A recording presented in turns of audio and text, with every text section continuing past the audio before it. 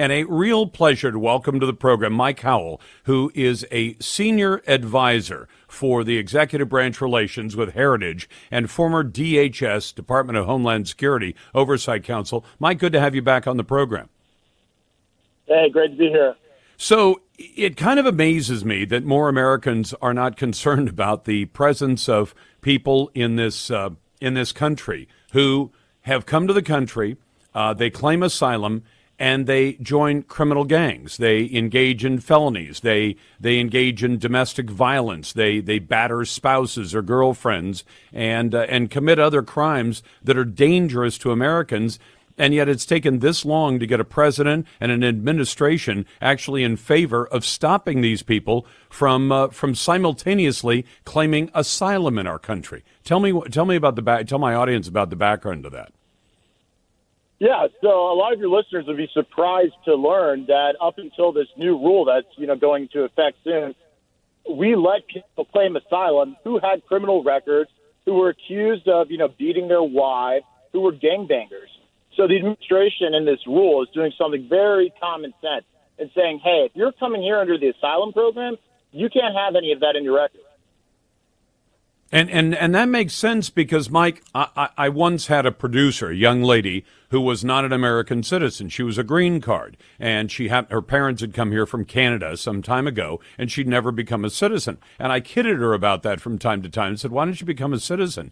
But she did make the point that she knew that as a green card holder, we let in over 1 million people a year to immigrate to the United States, hold a green card, work a job, and if they stay long enough and they study and they take the test and swear the oath, they can become an American citizen. But they know that until they become a citizen, if they commit crimes, any kind of crime at all, they can be simply kicked out of the country and sent back to where they came from. And she knew that. She said, if I were ever guilty of a serious crime, they'd send me back to Canada, and I haven't lived there since I was a little kid. It surprises me that if we have that kind of rule for people who jump through all the hoops to come here legally, how in the world do we say, but if you're coming here and you want to claim asylum, you can have really horrible crimes in your background and we'll still let you in? Well, the answer to that question is because the Open Borders lobby. These attorneys who are working, as co-conspirators with illegal aliens are basically coaching up these illegal aliens that if they're already in, stay in the shadows. If you get caught, then you go ahead and claim asylum. And the same thing with folks, trying to come in. If you're, trying to cross the border, if you go ahead and claim asylum, you get to stay for a little bit longer. Luckily, President Trump has worked something out. We have a lot of people working in Mexico. But it's because of this, super awareness amongst the immigrant groups, the illegal immigrant groups, by these NGOs and open border lobbies who have just coached them up as to absolutely how to play our system and exploit all of these loopholes. So honestly, the folks who try to do it the right way are disadvantaged. You have a better chance of sticking around if you just, try to duck and stay low and, not run across the law. But this thing is with, making the rules for people claiming asylum where you can't have the stuff in the background. Yeah. Absolutely common sense. There's no of course. reason.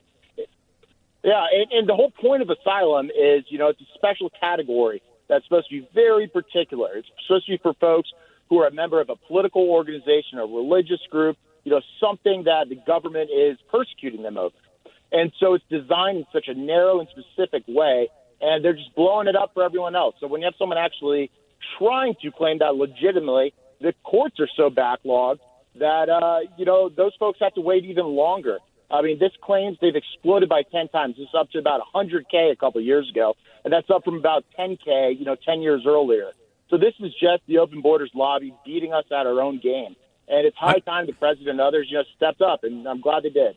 Well, Mike, is it too much to hope for that at some point, either if it took congressional action to change the law, to say we want to grant some asylum to some people, but the automatic disqualifier is if you enter illegally, and just say you enter illegally, your asylum claim is forfeit at that point. If you enter legally by coming to a port of entry or by showing up at an American consulate or embassy in a foreign country and saying, I'm part of a church group, a religious group, and I'm being persecuted, I'd like to get asylum in the United States. If you do it legally, then we'll consider it. It's still not an automatic. But if you do it illegally, if you come in and we find out you've been here for a week or a month or a year or 5 years, and you did it that way and now want to claim asylum, no claims for asylum after you've come in illegally and broken our laws. Is that too much to hope for?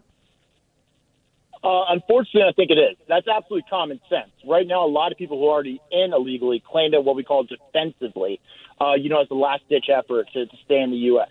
What you propose is absolutely common sense. But the truth of the matter is, those on the Hill, the Democrats and the left, they aren't going to move an inch on any sort of reform that says less people come in. The game is out at this point. We all know the agenda. The agenda is as many people as possible for the left because it translates into votes and constituencies for them. So anytime when I was at DHS or on the Hill or even outside, we push for common sense kind of immigration reform, we run into a brick wall because they aren't going to lift a finger for any of this stuff. And believe it or not, they're already planning to challenge this rule that was just rolled up to keep gangbangers out. They're already planning lawsuits on it, and just like they've done with every single reform. And you bet if, the elections swing and the left takes control of the government, this will be one of the first things to go. So we got to make sure people know about it, know what it's absolutely common sense and basic, and, speak up if, anyone ever tries to undo it.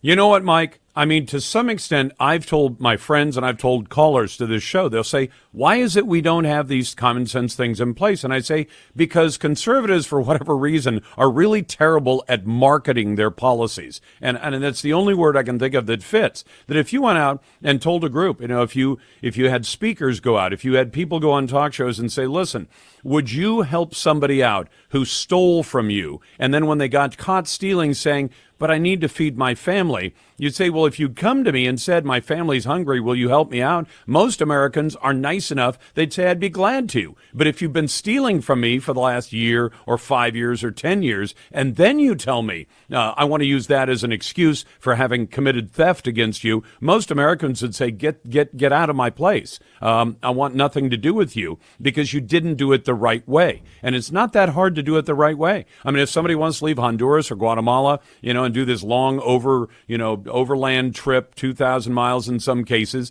and come up to a legitimate border crossing in Mexico on our southern border and say, I'm here to claim asylum and here are my circumstances.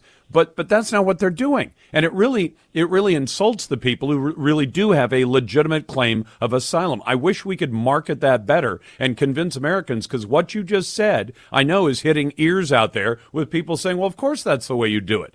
And then you hear, but the other side, the left, doesn't want it done that way. Yeah, you're absolutely right. And that's why your show is so important. That's why getting surrogates and, the administration, how they're talking about it. And the one thing that might surprise folks to hear is that the vast majority of the country is on our side in this issue. I'm talking about even those who, vote a different way or, even a lot of leftists. They don't understand how bad the problem is. And when people are polled on these questions of, do you want more immigration? Do you want more illegal immigration? Should people who are here illegally be deported, et cetera? The answers are overwhelmingly always yes. The problem is that you run into Capitol Hill and the people who are up there that are in the pockets of a lot of industries. You have this megaphone that basically says anything immigration related is de facto racist. And you have, the entire mainstream media blasting that out. You run into a brick wall of getting stuff done on actual policy. I mean, President Trump has done more on immigration than the past previous presidents, and he's done it all by himself, just through executive action. Congress doesn't move on this issue, and I don't see a prospect in the future for them to. I mean, right now we have a border rush going on because amnesty is being promised, and every time you promise amnesty, guess what happens? People from south of the border rush to get in so they can be part of the next big amnesty. So there's a lot going on in terms of our immigration, and I'm wondering what the breaking point is going to be for Capitol Hill and others to say, we got to legislate. There has to be some sort of limiting principle here. It cannot just be everybody gets in, included gangbangers. No, it can't, because the first thing they'll do, they'll go right back to gang activity in the most vulnerable population, the immigrant population. That's Mike Howell from the Heritage Foundation.